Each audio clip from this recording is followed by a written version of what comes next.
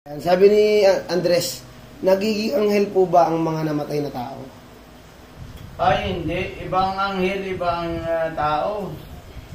Ang anghel ay isang anghel na hindi ang katulad ng tao. Ang tao ay espesyal.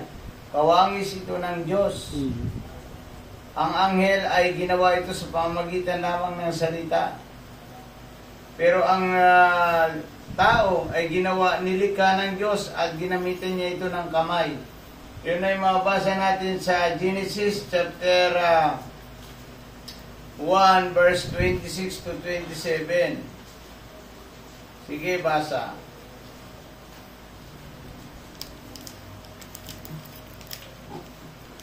Pagkatapos sinabi ng Diyos, ngayon, likhain natin ang tao ayon sa ating larawan, ayon sa ating wangis.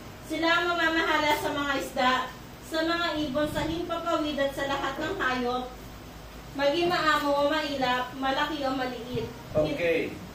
Yan una, likhain natin. Sabi ng Diyos, yung Trinity, nandyan, Andres.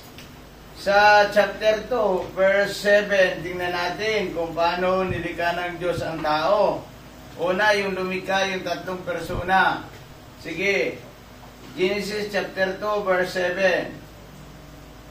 Pagkatapos ginawa ng Panginoong Yahweh ang tao mula sa alabok, hiningahan niya sa ilong at nagkaroon ito ng buhay. Ayon. Hiningahan niya sa ilong, nagkaroon ng kaluluwang may buhay. Yan ang ibig sabihin. Kaya